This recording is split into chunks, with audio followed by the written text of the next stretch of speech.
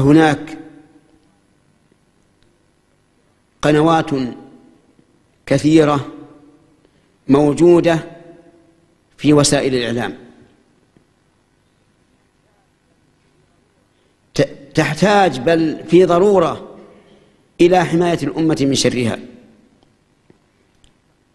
وذلك بتقليصها ما أمكن، ثم التحذير منها بقدر الإمكان، لأن من ألقى نظرة قصيرة فاحصة فيما يكتب في وسائل الإعلام أو استمع إلى ما ينشر ولا سيما في القنوات الفضائية، وجد أن أخلاق المسلم مستهدفة. فلا بد أن نحصن شبابنا من ذكور وإناث من مثل هذه الوسائل التي تدمر الأخلاق تدميرا. ولا ريب أن الأمر كما قال الشاعر: وإنما الأمم الأخلاق ما بقيت، فإنهم ذهبت أخلاقهم ذهبوا.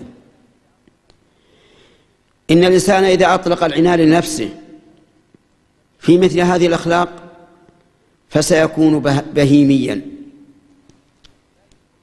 بهيميا، بل ستكون البهائم خيرا منه، لأن الله أعطاه عقلا وأقام الحجة عليه بما أرسل به الرسل من الوحي، فصارت مخالفته أعظم من مخالفة البهيمة التي ليس لها عقل ولم يبعث إليها رسول.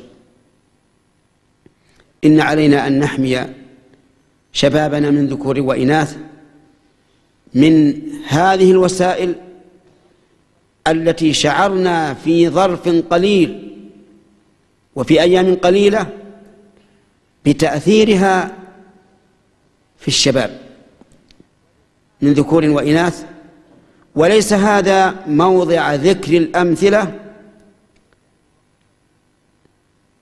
لأن الوقت قصير، ولأنه قد يكون من المناسب أن لا تذكر، لكن أنا عندي علم أشهد الله عليه بأن تأثير هذه القنوات في هذه المدة القليلة تأثير بالغ. نحتاج إلى حماية شبابنا من هذا.